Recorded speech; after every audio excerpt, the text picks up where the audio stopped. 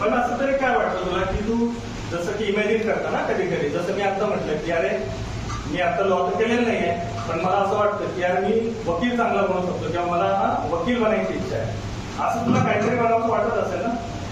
काय बनावंसं वाटतं? जे बनावंसं वाटत असेल तुला, कदाचित वाटत असेल मला रेल्वेचा चालक व्हायचंय, मला वैमानिक व्हायचंय, मला शास्त्रज्ञ व्हायचंय, मला डॉक्टर व्हायचंय, मला कलेक्टर व्हायचंय, शिक्षक व्हायचंय, मला शिक्षक व्हावंसं वाटतं. ओके, अजून दुसरं कोणी? हा ते ठीक आहे, तो भाग वेगळा आहे, फक्त कलेक्टर बनावंसं वाटतं. अजून कोणी? हा जॉब करावं म्हणजे तुला वकील बनावंसं वाटतं की जज बनावंसं वाटतं? तुला वकील बनावंसं वाटतं. चला अजून अजून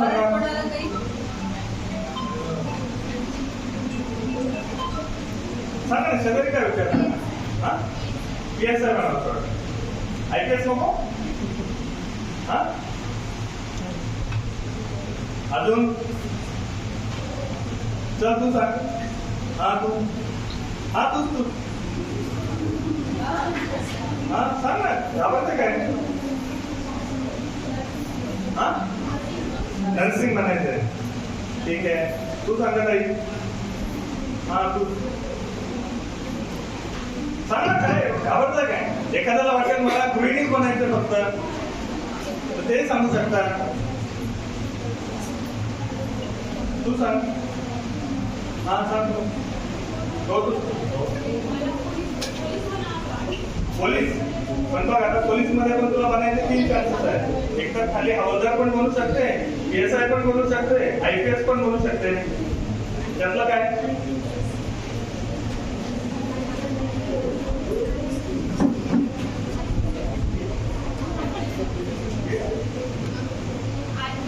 IPS बनवतो तेव्हा.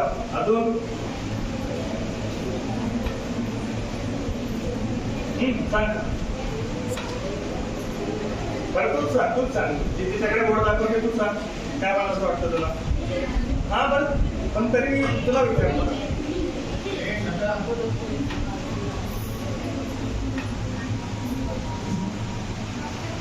डॉक्टर बनावंसं वाटतं, ठीक आहे. तर बऱ्यापैकी आता पोलीस एक थोडं जास्त प्रमाणात दिसतंय, काहींना कलेक्टर, काहींना IPS, काहींना डॉक्टर वगैरे. इंजिनियर बनावंसं कुणालाच नाही वाटत का? हा एखादा इंजिनियर बनावंसं नाही वाटत? शास्त्रज्ञ पण कुणीच नाही सांगितलं बनावंसं वाटतंय. पत्रकार देखील कुणीच सांगितलं नाही बनावंसं वाटतंय मला. ठीक आहे, प्रत्येकाची आवड निवड आहे. तर झालं डिस्कशन झालं आता सगळ्यांचं. आता इकडे समोर लक्ष द्या. आपल्याकडे बऱ्यापैकी लोकांना जेव्हा विचाराल की 10वी नंतर पहिल्यांदा आपल्याकडे प्रश्न उभा राहतो की बाबा आता 11वीला ऍडमिशन कशामध्ये घ्यायचं.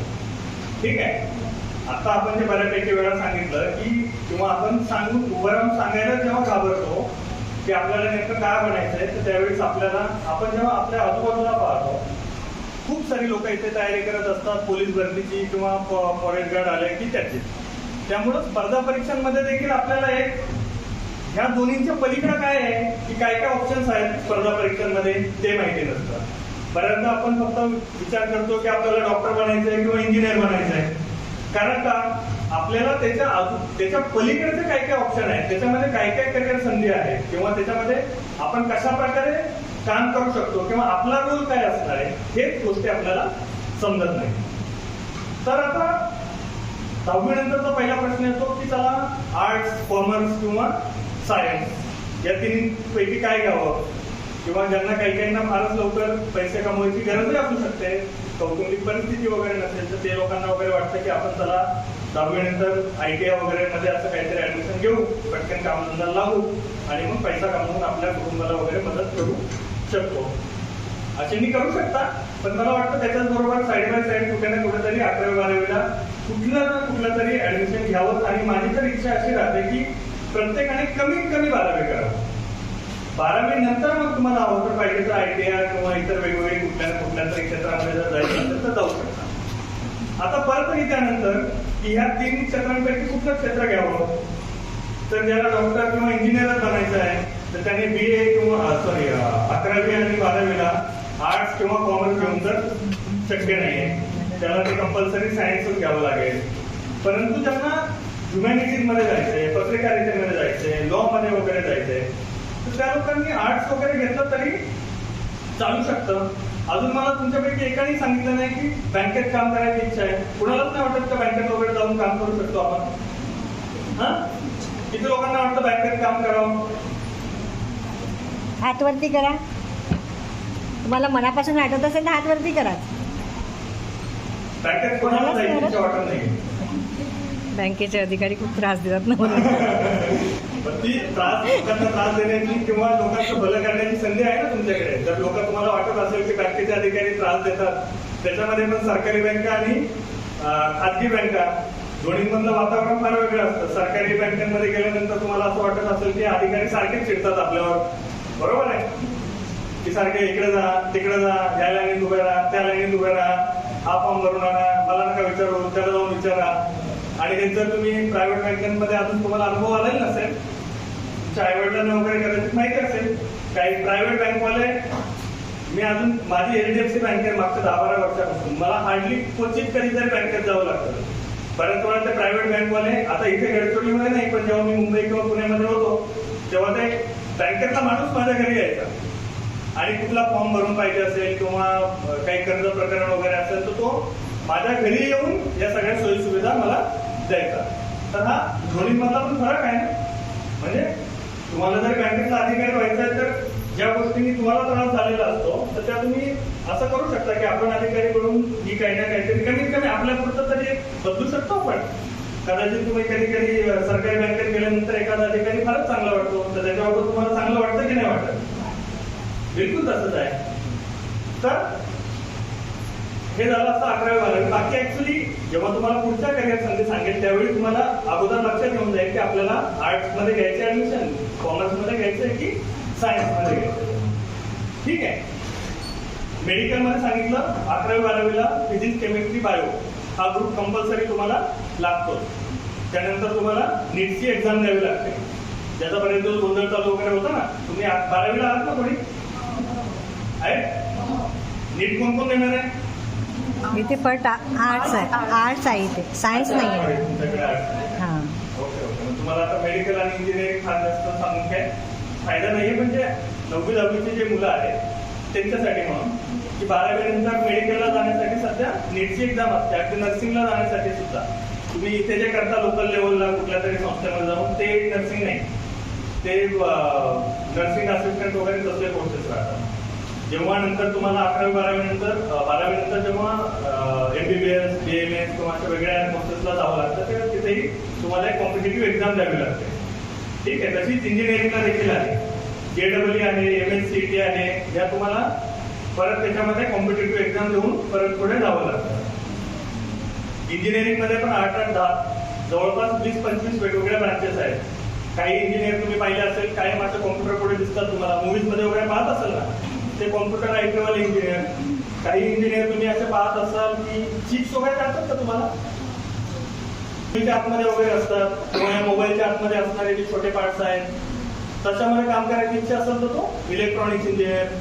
असे बांधकाम कन्स्ट्रक्शन वगैरे मध्ये काही काही लोक दिसत असतील. तुम्हाला असं वाटत असेल की आपण मोठमोठ्या बिल्डिंग बांधाव्यात, जसे पार्लमेंट हाऊस आहे किंवा कुठल्याही मोठमोठ्या बिल्डिंग तुम्हाला पाहून जर असं वाटत असेल की यार आपण आयुष्यामध्ये ना या अशा क्षेत्रामध्ये उतरलं पाहिजे, तर ते सिव्हिल इंजिनिअरिंग असतं. काही काही लोकांना तुम्ही पाहिलं असाल की गाड्यांच्या कंपन्यांमध्ये वगैरे काम करतात, फर्नेसमध्ये काम करतात, किंवा जे फॅन वगैरे झाले, फॅन वगैरे ते इलेक्ट्रिकलचा भाग आहे. पण एक त्यांना जे गाड्यांबाबत वगैरे मी बोललो तर ते mechanical engineering, production engineering, instrumentation engineering. तर तुम्हाला जर तशा याच्यामध्ये जावंसं वाटत असेल तर ते मेकॅनिकल इंजिनिअरिंग. अब्दुल कलाम माहिती आहे का तुम्हाला? तसं सायंटिस्ट बनावं वाटतं का तुम्हाला? नाही वाटत. मेकॅनिकल इंजिनियर होते जे आपण बऱ्यापैकी. आणि हे पहा, कुठल्याही कंपन्यामध्ये जेव्हा मोठ्या कंपन्या वगैरे मध्ये वगैरे पाहता तुम्ही तर तिथे काही कुठला एकच इंजिनियर असतो असं नाहीये. कारण जसं साधी एखादी गाडी जरी बनवता त्या गाडीमध्ये छोट्या मोठ्या चिप्स पण असतात. चिप्स म्हणजे इलेक्ट्रॉनिक चिप्स म्हणतो. ओके, तर त्यासाठी इलेक्ट्रॉनिक्स इंजिनियर लागतो. वायरिंगची कामं असतात त्याच्यासाठी इलेक्ट्रिकल इंजिनियर लागतो. बरेचसे गाड्यांचे जे पार्ट बनलेले असतात ते एका मशीनद्वारे बनवलेले असतात, त्याला मेकॅनिकल इंजिनिअरची गरज पडते. तर अशा प्रकारे इंजिनिअरिंगच्या वेगवेगळ्या खूप साऱ्या ब्रांचेस आहेत. आपल्याला ज्या प्रकारे काम करण्यासाठी तुमची इच्छा असते की बाबा आपण अशा ठिकाणी काम करावं, तर त्या हिशोबाने तुम्ही ते क्षेत्र निवडू शकता. इंजिनिअरिंग बाबत झालं, मेडिकलमध्ये जर सांगितलं एमबीबीएस डॉक्टर म्हणजे जे ॲलोपॅथिक डॉक्टर आहेत बऱ्यापैकी आपले त्या गोळ्या देणारे. आयुर्वेदिक डॉक्टर म्हणजे BAMS, ते खास करून आयुर्वेदिक जडीबुटी किंवा त्यापासून ज्या नैसर्गिक वनस्पती वगैरे आहेत त्यापासून बनवलेल्या औषधं देणार. होमिओपॅथी म्हणून एक ब्रांच आहे, BHMS म्हणून डॉक्टर म्हणू शकतो आपण त्यांना. आता छोट्या साबुदाण्यासारख्या गोळ्या देतात ते, बरोबर आहे. त्यांची एक उपचाराची पद्धती फार वेगळी असते. केसमध्ये पेशंट बरोबर खूप वेळ ते जास्त गप्पा मारतात, अगदी अर्धा पाऊण तास गप्पा मारून मग त्याचे आजोबा पंजोबापासूनची माहिती काढतात. कारण त्यांच्या पॅथीमध्ये तसं करणं योग्य असतं. ते तुम्हाला इंजेक्शन वगैरे तसलं काही देत नाहीत त्यासाठी, तसं करायचं असतं. ते BHMS आहे. बाकी युनानी आहे, सुद्धा आहे, नॅचरोपॅथी आहे, ह्या वेगवेगळ्या अजून फार पद्धती आहेत. जेव्हा तुम्ही ऍक्च्युअल मध्ये जाल त्यामध्ये तर त्याचा वेगवेगळ्या प्रकारे अभ्यास करू शकता. हे झाले तुमचे अगदी खूप काळातले, म्हणजे मी आता बऱ्यापैकी 800 लोक आहात त्यामुळे, नाहीतर मॅक्झिमम ठिकाणी विचारलं की 12 नंतर काय करायचं तर डॉक्टर आणि इंजिनिअरिंग. आता याच्या पलीकडे काय काय आहे तर सगळ्यात पहिले तर एक कोर्स आहे. म्हणजे जे सायंटिस्ट वगैरे होतात ना किंवा ऍक्च्युअल जो रिसर्च चालतो तर तो हे सायन्सवाले जे लोक आहेत ना तर त्यांच्या मार्फत चालवला जातो. जसा फिजिक्स आहे, केमिस्ट्री आहे, बायोलॉजी आहे. त्याच्यामध्ये त्याच्यातला जो मूलभूत प्रमाणामध्ये जे रिसर्च करतात. नोबेल प्राइज ऐकले का तुम्ही? बरोबर आहे. कुणाला मिळतं? हा, कुणाला मिळतं नोबेल प्राइज? राजकारणी लोकांना मिळतं का? ऍक्टर लोकांना मिळतं का? हा, ऍक्टर लोकांना मिळतं. बरं, हा, बोला बोला.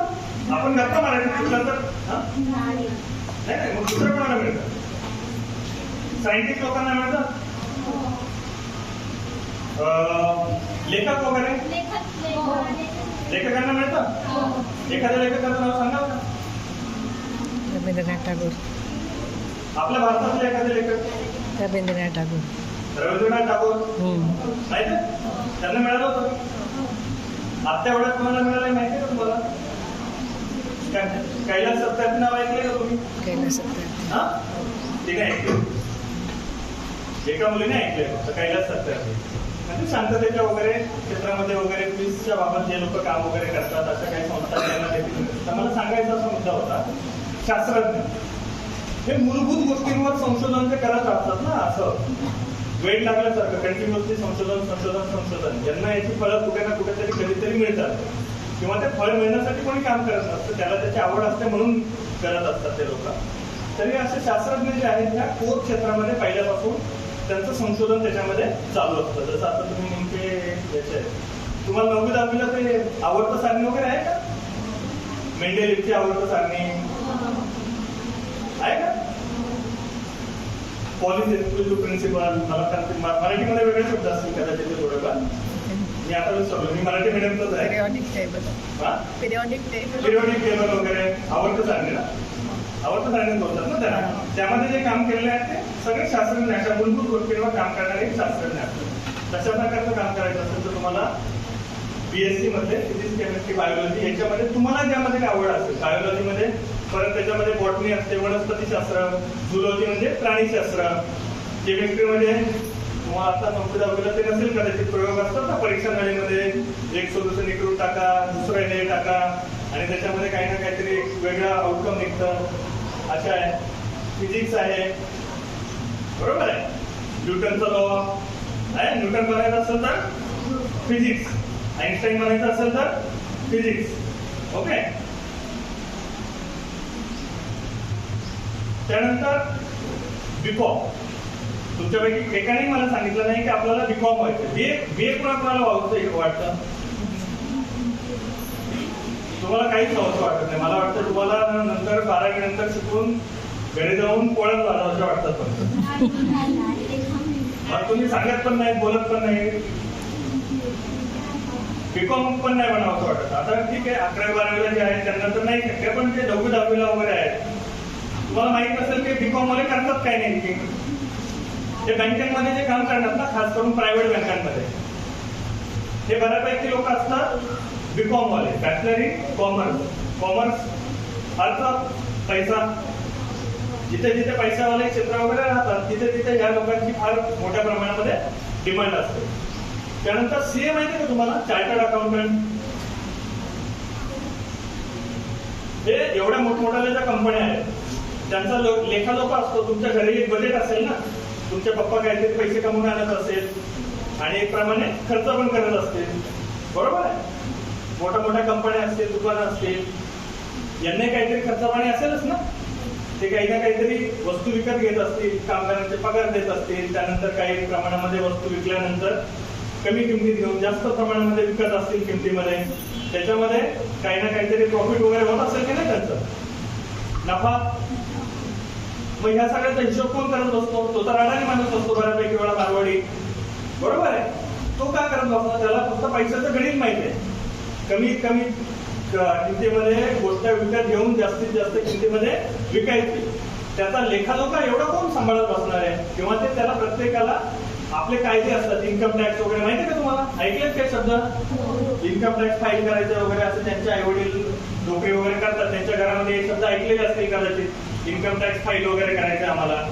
मग ही जी कामं करणारे जे व्यक्ती असतात त्यांना चार्टर्ड अकाउंटंट म्हणतात, बरोबर आहे. हे तर तुमच्या लेवलला झालं. मोठमोठ्या कंपन्यांमध्ये खूप मोठमोठी टीम असते या लोकांची बनलेली, की हे फक्त कंपन्यांच्या ज्या फायनान्सवाल्या गोष्टी आहेत याचा अभ्यास करतात. कंपन्यांसाठी हे लोक काम करतात, त्यांचे बुक्स वगैरे, म्हणजे अकाउंट बुक्स वगैरे सांभाळण्यासाठी. तशाप्रमाणे काम करायचं असेल तर तुम्हाला बीकॉम सारख्या क्षेत्रामध्ये जाऊ शकता. कंपनी सेक्रेटरी नावाची एक गोष्ट आहे, हे पण सिमिलर लेवलची कामं कंपनीमध्ये जाऊन करतात.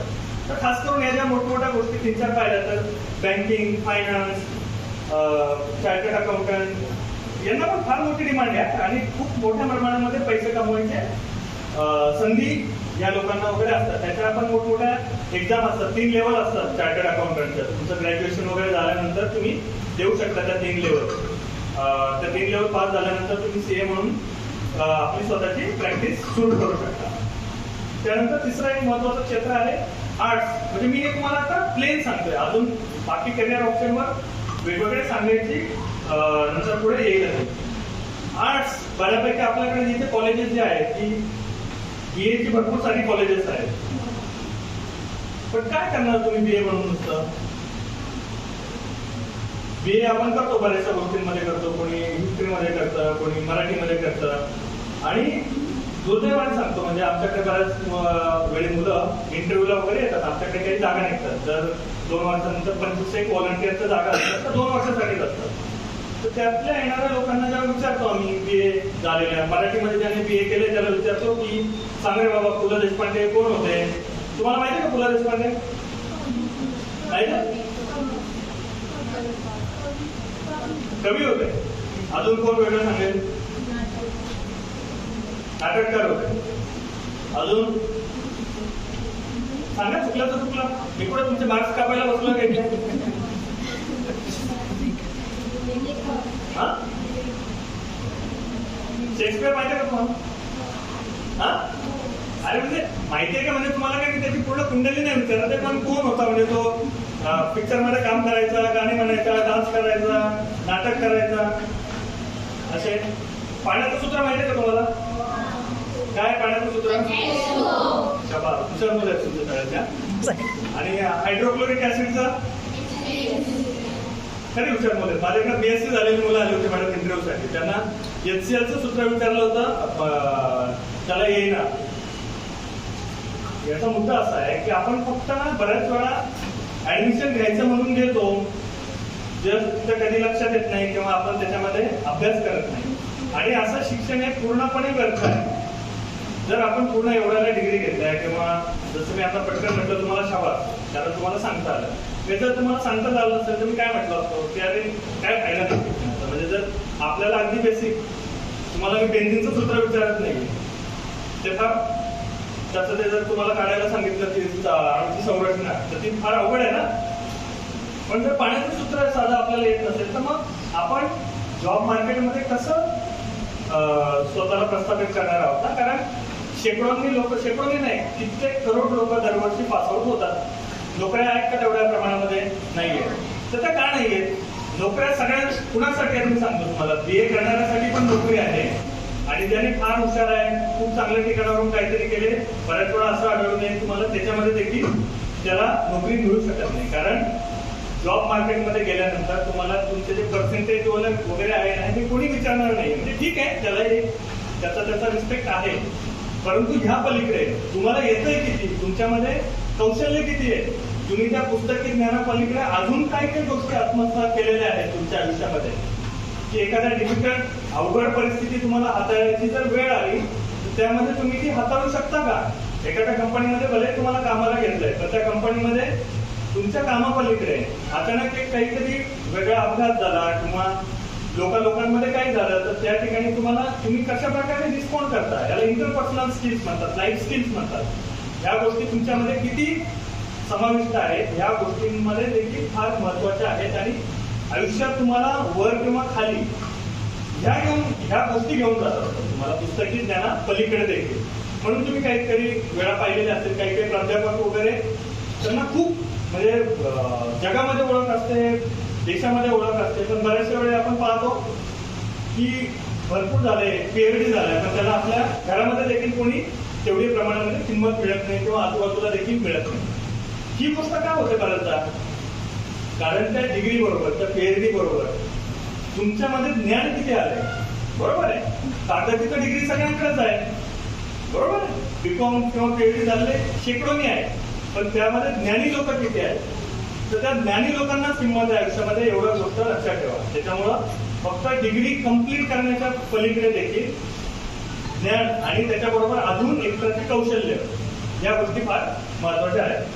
तर BAचं सांगत होतो तुम्हाला, BA मध्ये देखील BA करून देखील तुम्ही पुढे जाऊन जे ह्युमॅनिटीज वाले सब्जेक्ट आहेत, arts, commerce, history, geography, history झालं, सोशलॉजी झालं, फिलॉसॉफी झालं, या अशा गोष्टींमध्ये ज्ञान आत्मसात करून तुम्ही एक टीचर, एक पत्रकार म्हणजे खास करून याच्यामध्ये तुम्ही जर लोकसत्ता वगैरे असता का कोणी न्यूजपेपर त्यांच्या पुरवण्या येतात किंवा मध्ये संपादकीय वगैरे लिहिणारे ते जर्नलिझम मध्ये असतात. पण पुरवण्यांमध्ये खास करून काही तज्ञ लोक त्याच्यामध्ये लिहित असतात. पहा, सायकोलॉजीवाले खूप सारे सध्या तिथे असतात लिहिणारे, वेगवेगळे स्तंभ लेखन वगैरे असतात. तर अशा खूप ठिकाणी तुम्हाला देखील संधी उपलब्ध आहेत. पण परत ते सांगेल त्याच्यामध्ये तुम्ही तुमचं स्किल अचीव केलेलं असायला पाहिजे. एक महत्वाचं क्षेत्र आहे लॉ, कायदा. आता तुम्ही सध्या पाहता, तुम्हाला काय वाटतं भारतामध्ये किती केसेस पेंडिंग असतील, कोर्टांपुढे असतील आता अंदाज काही सांगत आहे तुम्ही किती असतील अंदाज? 5,000च्या वर. ठीक आहे, जे तुला वाटतं ते. अजून कोणी? सध्या भारतामध्ये सगळ्या कोर्टांच्या पुढे मिळून जवळपास 3.25 कोटी केसेस पेंडिंग आहे. किती? 3.25 कोटी केसेस पेंडिंग आहे. त्याच्यामध्ये सुप्रीम कोर्टामध्ये कित्येक हजारो आहेत, हायकोर्टामध्ये लाखो आहेत, आणि जे छोटे मोठे आपले जिल्हा लेवलचे कोर्ट आहेत, तालुका लेवलचे कोर्ट आहेत, त्याच्यामध्ये जवळपास 2.5 कोटी अशा मिळून जवळपास सगळीकडे मिळून 3 कोटी केसेस पेंडिंग आहेत. म्हणजे कल्पना करा आपल्याला किती साऱ्या जजेसची, किती साऱ्या वकिलांची गरज आहे. पण परत हुशार लोक पाहिजेत त्याच्यामध्ये, बरोबर आहे. आपले तुम्ही आता पाहत असाल चीफ जस्टिस ऑफ इंडिया वगैरे माहिती आहे का तुम्हाला? एखादे वकील माहिती आहे का? सर एखादे जज माहिती आहेत का तुम्हाला? मोठे चीफ जस्टिस वगैरे माहिती आहे? आता आपले पंतप्रधान त्यांच्या घरी जाऊन आले नाही का? धनंजय चंद्रचूड आपले महाराष्ट्राचेच आहेत. याच्या अगोदर काही दिवसापूर्वी ते आपले नागपूरचे दुसरे chief justice of India Bobde साहेब होते. त्याच्या अगोदर ललित म्हणून होते पश्चिम महाराष्ट्रातले. हे सगळे जे आहेत ना, हे म्हणजे भारतातले सगळ्यात वरच्या लेवलचे जे जज आहेत, सगळ्यात मोठा जज ते आहे. खूप यांना मानमर्तब असतं, भयानक मोठं. पंतप्रधान त्यांच्या घरी आरतीला जातात, त्याच्यावरून तुम्हाला कळत असेल. की किती मोठ्या प्रमाणात. तर हे मी सगळ्यात वरतून सांगितलं, पण असे करता करता देखील आपल्या जिल्हा स्तरावरती देखील जज वगैरे असतात आणि कलेक्टर SP साहेब देखील त्यांच्या पुढे त्यांच्या कोर्टामध्ये जाऊन उभे असतात. म्हणजे तुम्हाला फक्त मी हे कंपॅरिझन का सांगतोय की ही लोक किती मोठमोठाले असतात त्यांच्यासाठी, म्हणून मी हे सांगतोय तुम्हाला. तर असं जज बनण्याची कुणाची इच्छा असू शकते. वकील, तुम्ही मूवी पाहिले असतील भरपूर मूवीज मध्ये वगैरे पाहता का? आता सध्याचे आर्टिकल 50 किंवा जय भीम पाहिले का मूवी आहे? जय भीम पाहिलं का तुम्ही? कसं वाटलं तो वकील? छान वाटला ना? कधी कधी वाटतं की असं आपण जनसामान्यांचे आवाज म्हणून काही ना काहीतरी बाजू मांडायला पाहिजे. बरोबर आहे. आपल्यावर कुणावर अन्याय होताना तुम्हाला दिसत असेल तर त्याची बऱ्याच वेळा आपली तडफड होत असते ना, की यार या लोकांना अन्याय, यांच्यावर कितीतरी अन्याय झालेला आहे पण आपण काहीच करू नाही शकत आहे. कधी कधी वाटत असेल तुम्हाला की अरे आपण अशा लोकांची बाजू प्रभावीपणे मांडून त्यांना न्याय म्हणून द्यायला पाहिजे. असं बनायचं असेल तर तुम्ही वकील देखील, वकील या पेशा निवडू शकता. लॉ तुम्ही कधीही करू शकता. ग्रॅज्युएशन झाल्यानंतर 12वी नंतर 5 वर्ष किंवा ग्रॅज्युएशन झाल्यानंतर 3 वर्षाचा कोर्स असतो. कोणीही करू शकतो. डॉक्टर, इंजिनियर, BA वाला, BCom वाला, BSc वाला, कोणीही ज्याला वाटेल त्या देखील लॉचं एज्युकेशन घेऊ शकतो. आणि मला वाटतं प्रत्येकाला आपल्या कायद्यांचं शिक्षण असायलाच पाहिजे. आपल्या स्वातंत्र्य संग्रामाच्या वेळी जे कोणी मोठमोठाले नेते होते, महात्मा गांधी असतील, सरदार वल्लभभाई पटेल असतील, मोहम्मद अली जिना असतील, अगदी पंडित नेहरू असतील, मोतीलाल नेहरू असतील, हे सगळे फार मोठमोठे, डॉक्टर आंबेडकर असतील, हे सगळे निष्णात वकील होते. बरोबर आहे. असं बनवायचं वाटत असेल तर तुम्ही वकिली एक क्षेत्र देखील निवडू शकता. त्यातही आजकाल कंपन्यांमध्ये वगैरे देखील तुम्ही वकील म्हणून काम करू शकता. त्यांना कॉर्पोरेट लॉयर्स वगैरे म्हणतात. ठीक आहे. जेव्हा तुम्हाला ऍक्च्युअल जायची त्या क्षेत्राकडे ओढ वाटेल त्यावेळी तुम्ही वेगवेगळे अभ्यास करून अजून त्यातले खूप साऱ्या गोष्टी आहेत त्याचा तुम्ही अभ्यास करू शकता.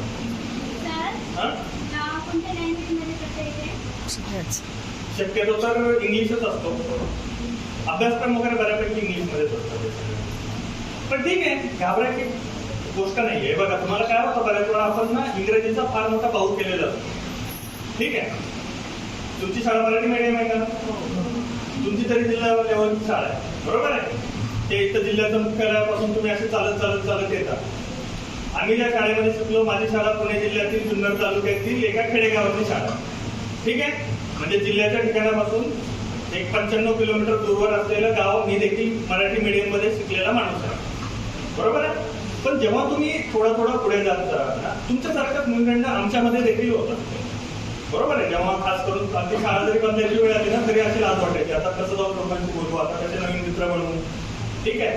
जेव्हा मला मुंबईला कॉलेजला ऍडमिशन घ्यायला जायची होती तेव्हा मी फार अपोज करायचो घरच्यांना की नाही मी नाही जाणार मुंबईला, त्यापेक्षा मी आपल्या जवळपास कुठेतरी BSc ऍग्री वगैरे म्हणून तिथे कुठेतरी घेतो. कारण आपल्याला एक आपला कम्फर्ट झोन झालेला असतो.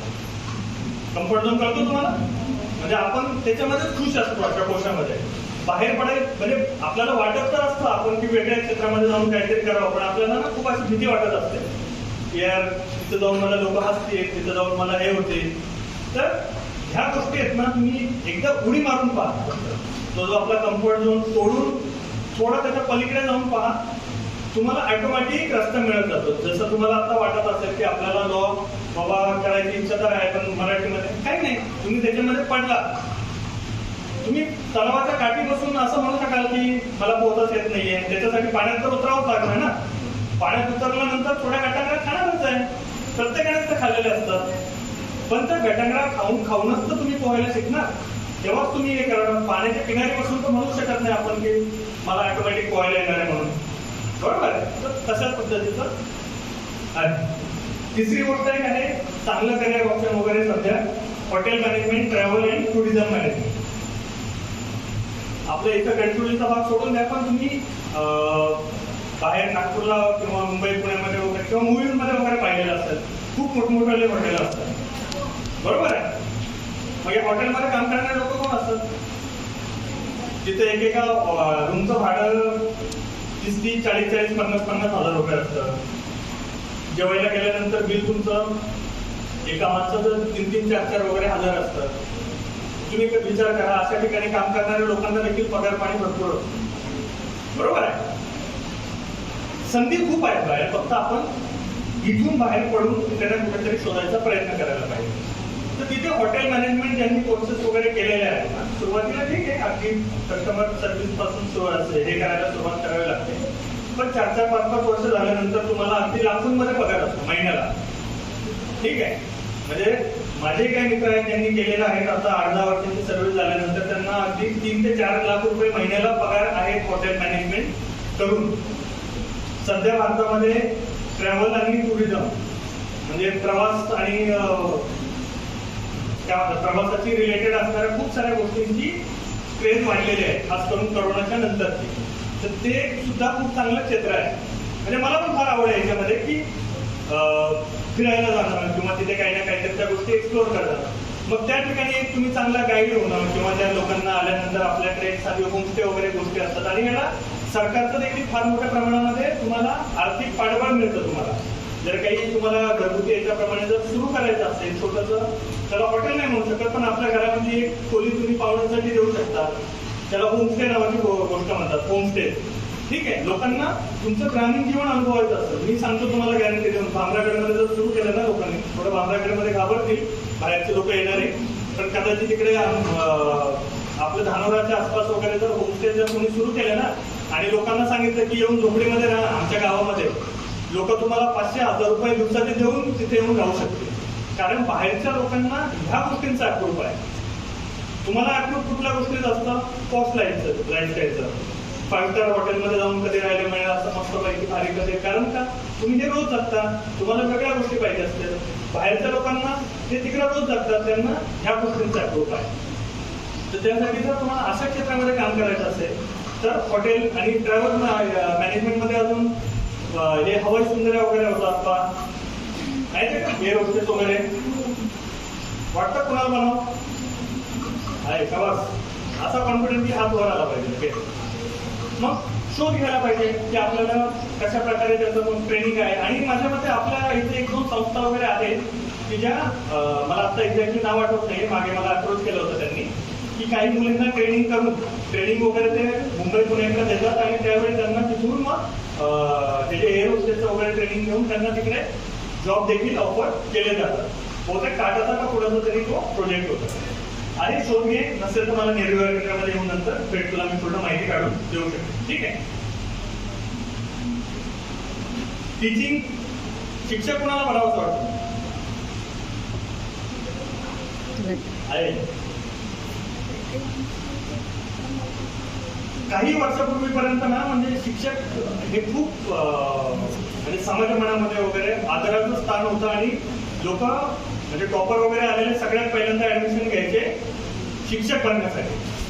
दुर्दैवाने आज आपल्याकडे सगळ्यात पहिल्यांदा नंतर टॉपर वगैरे आल्यानंतर कोणी शिक्षकी पेशा हा घेण्याचा विचार करत नाही. महत्वाची गोष्ट हे पण झालेली आहे की शिक्षक झाल्यानंतर जे तुम्हाला तिथे नोकरी जॉईन करण्यासाठी सध्याच्या ज्या परिस्थिती आहे तर त्या मोठ्या प्रमाणामध्ये अवघड झाल्यामुळे असेल. पण खूप सुंदर पेशा आहे. म्हणजे एकतर तुम्ही तुमच्यामध्ये एवढी क्षमता असते की तुम्ही प्रत्येक म्हणजे एक नवीन पिढ्या तुम्ही घडवू शकता, त्यांना एक आकार देऊ शकता. बरोबर आहे. एखाद्या नवीन निर्मितीचा जो आनंद असतो ना तो काहीतरी वेगळाच असतो. हा आनंद माझ्यापेक्षा मॅडम वगैरे तुम्हाला जास्त प्रमाणात चांगल्या प्रकारे सांगू शकत असतील. कदाचित त्यांना त्यांचे स्टुडंट वगैरे जे मोठे झालेले येऊन जेव्हा भेटत असतील त्यांना की मॅडम आम्ही हे झालो, आम्ही ते झालो आणि तुमच्यामुळे आमच्या जीवनाला दिशा मिळाली, हे जर कोणी तुम्हाला स्वतः येऊन सांगत असेल तर तुम्हाला तुमच्या एक जीवनाचं सार्थक झाल्यासारखं नक्कीच वाटत असेल किंवा एक खूप स्वतःबाबत देखील अभिमान आणि एक कर्तव्यबुद्धीची भावना नक्कीच वाटत राहते. तर असा शिक्षकी पेशा देखील आहे. डीएड, बीएड, एमएड, त्यानंतर अगदी ग्रॅज्युएशन वगैरे झाल्यानंतर पोस्ट ग्रॅज्युएशन झाल्यानंतर तुम्ही नेट सेट देऊन प्राध्यापक देखील होऊ शकता, पीएचडी वगैरे होऊ शकता. आणि आपल्याकडे नाही पण दिल्ली वगैरे साईडला प्राध्यापक लोकांना फार किंमत आहे आणि त्याच्यामध्ये खास करून ते लोकांना बीए मध्ये वगैरे ऑनर्स करतात. आपल्याकडे मी इकडे कधीच ऐकलेलं नव्हतं. जेव्हा मी दिल्लीला होतो तेव्हा तिकडे बीए ऑनर्स म्हणून ऐकलेला शब्द आहे. ते बीए पेक्षा कदाचित त्यांच्याकडे अजून जास्त चांगल्या प्रमाणात एखाद वर्षाचा एक्स्ट्रा असेल. पण हायली रिस्पेक्ट म्हणजे त्या लोकांना प्रोफेसर म्हणून नाव लावून घेण्यामध्ये एक वेगळा आनंद असतो त्यांना. बरेचसे जण डॉक्टर असतात पण ते स्वतः पुढे नेहमी प्रोफेसर लावतात. आणि आपल्याकडे एवढी किंमत नाही, पण परदेशामध्ये वगैरे फार मोठ्या प्रमाणामध्ये प्रोफेसर लोकांना किंमत आहे. ॲनिमेशन अँड डिझाईन सध्या तुम्ही भरपूर मोठ्या प्रमाणामध्ये या टीव्हीवर वगैरे येतात, त्याच्यामध्ये गोष्टीमध्ये पाहत असतात. हे वेगळ्या क्षेत्र मी तुम्हाला काही काही सांगतो आता बघा, तुमच्या डॉक्टर, इंजिनियर किंवा BA BSc BCom सगळ्या सोयी सुविधा इथे कदाचित गडचिरोलीमध्ये तुमच्या उपलब्ध नसतील देखील, पण जर तुम्ही मनामध्ये इच्छा ठेवली त्याच्यामध्ये काही ना काहीतरी तुम्हाला पुढे जाऊन मार्ग मिळेल, की आजूबाजूच्या जिल्ह्यांमध्ये वगैरे जाऊन किंवा दुसरीकडे जाऊन देखील. तर ते ॲनिमेशन अँड डिझाईन म्हणून एक हे प्रकार आहे. तुम्ही कार्टून वगैरे पाहता की भरपूर सारे तुमच्या मोबाईलमध्ये ते इमोजीज किंवा GIF वगैरे असतात पहा, वेगवेगळ्या प्रकारचे असतात. ते आम्ही जेव्हा तुमच्या वयाचं होतो तेव्हा हे पहिली गोष्ट ते असले मोबाईलच नव्हते, स्मार्टफोन वगैरे साधे मोबाईल पण नव्हते. मी कॉलेज पासआउट झाले होतो, मी कॉलेजला जेव्हा होतो तेव्हा ते कुठे साधे डब्याचे फोन आले होते, जे असे आपटले तरी त्यांना काही होणार नाही असे. हे स्मार्टफोन वगैरे तर फार नंतर आले.